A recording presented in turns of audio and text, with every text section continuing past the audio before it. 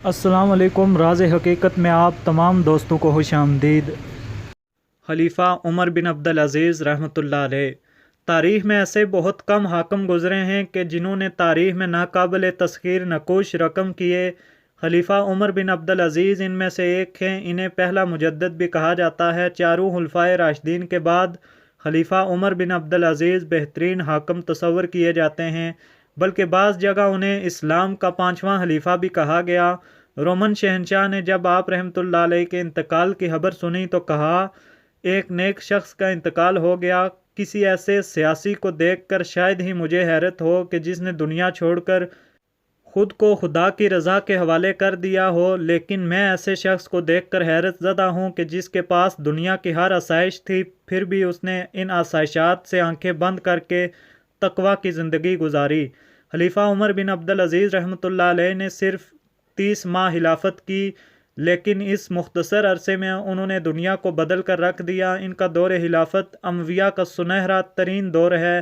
حضرت عمر بن عبدالعزیز مصر کے گورنر عبداللہ عزیز بن مروان کے بیٹے تھے اور آپ کی والدہ خلیفہ عمر بن خطاب رضی اللہ تعالیٰ عنہ کی پوتی تھی۔ عمر بن عبدالعزیز 63 ہجری میں مصر میں پیدا ہوئے، لیکن انہوں نے اپنی تعلیم مدینہ میں عبداللہ بن عمر سے حاصل کی۔ 704 عیسوی میں اپنے والد کی وفات تک وہ مدینہ میں ہی رہے۔ پھر ان کے تایا خلیفہ عبد المالک نے انہیں اپنے پاس بلا لیا اور اپنی بیٹی فاطمہ سے ان کا نکاح کر دیا۔ 706 عیسوی میں نئے خلیفہ عبد المالک کے بیٹے ولید بن عبد المالک کے حکم پر مدینہ کے گورنر بن گئے۔ خلیفہ ولید اور ان کے بعد خلیفہ سلیمان بن عبد المالک کے دور خلافت میں عمر بن عبدالعزیز مدینہ کے گورنر رہے، لیکن جب خلیفہ سلیمان بیمار ہوئے تو انہوں نے اپنے مشیر کے مشورے پر انہیں اپنے چچا زاد عمر بن عبدالعزیز کو اپنا ولی عہد نامزد کر دیا، کیونکہ ان کے اپنے بچے ابھی چھوٹے تھے۔ اپنی خلیفہ کی موجودگی کے بعد عمر بن عبدالعزیز نے ممبر پر چڑھ کر لوگوں سے خطاب کیا کہ اے لوگو، میری چاہت اور آپ کی رضامندی کے بغیر مجھے آپ کا خلیفہ نامزد کر دیا گیا ہے۔ میں آپ لوگوں کو اپنی بیعت سے آزاد کرتا ہوں کہ آپ جسے مناسب سمجھیں اسے اپنا خلیفہ نامزد کر لیں۔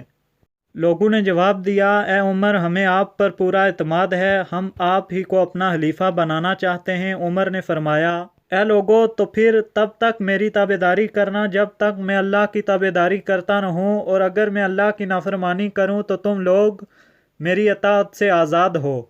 عمر بن عبدالعزیز نہایت ہی پرہیزگار انسان تھے۔ انہوں نے آسائشوں کی بجائے سادگی کو ترجیح دی۔ خلیفہ بننے کے بعد انہوں نے اپنی تمام دولت بیت المال میں جمع کروا دی اور محل کی بجائے ایک چھوٹے سے گھر میں رہنے کو ترجیح دی، اور وہ شاہی لباس کے بجائے عام کپڑے پھرتے اور خلیفہ عمر بن خطاب رضی اللہ تعالیٰ عنہ کی طرح عوام میں چلتے پھرتے پہچانے نہیں جاتے۔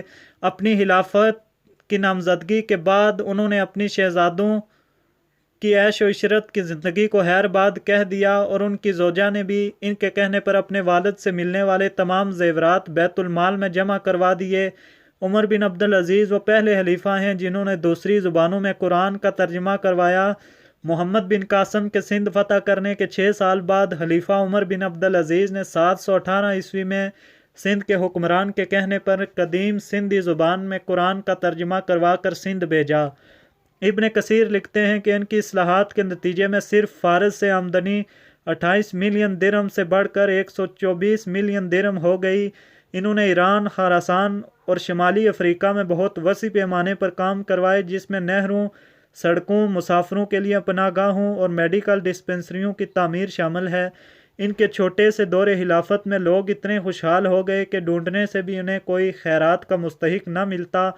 عمر بن عبدالعزیز کو یہ اعزاز حاصل ہے کہ انہوں نے سرکاری طور پر احادیث کو جمع کرنے کا حکم جاری کیا۔ ابو بکر ابن محمد اور ابن شہاب ظاہری نے یہ فریضہ سر انجام دیا۔ حضرت محمد صلی اللہ علیہ وسلم کی سنت کے مطابق انہوں نے چین اور تبت میں اسلام کی تبلیغ کے لیے کام کیا اور اپنے وفد وہاں بھیجے۔ آپ کے ہی دور میں فارس اور مصر میں اسلام کو پھلنے پھولنے کا موقع ملا اور وہاں کی عوام نے اسلام کو قبول کر لیا، لیکن اس وقت کے شاہی اور امیر تاجروں کی جماعت کو عمر بن عبدالعزیز کی اصلاحات اور برابری، سادگی اور عدل کے قانون شدید ناگوار گزرتے تھے۔ خلیفہ کے ایک خادم کو رشوت دے کر انہیں زہر دیا گیا۔ جب عمر بن خطاب نے زہر کے اثرات محسوس کیے تو اپنے خادم سے زہر دینے کا سبب پوچھا تو خادم نے کہا مجھے اس کام کے لیے 1000 دینار دیے گئے تھے۔ عمر بن عبدالعزیز نے اس سے وہ رقم لی اور بیت المال میں جمع کروا دی، غلام کو آزاد کیا اور اسے وہ جگہ جلد سے جلد چھوڑ جانے کا حکم دے دیا تاکہ اسے کوئی مار نہ ڈالے، اور یہ رقم عمر بن عبدالعزیز کی بیت المال میں جمع کروائی گئی آخری رقم تھی۔ عمر بن عبدالعزیز رحمۃ اللہ علیہ نے 720 عیسوی میں ایک کرائے کے گھر میں وفات پائی۔ انہوں نے 17 دینار ترکے میں چھوڑے اور وصیت کے ساتھ کہ اس رقم سے گھر کا کرایہ دیا جائے اور ان کی تدفین کے اخراجات پورے کیے جائیں۔ اللہ حضرت عمر بن عبدالعزیز رحمۃ اللہ علیہ کو جنت الفردوس میں اعلیٰ و عرفہ مقام عطا فرمائے، آمین۔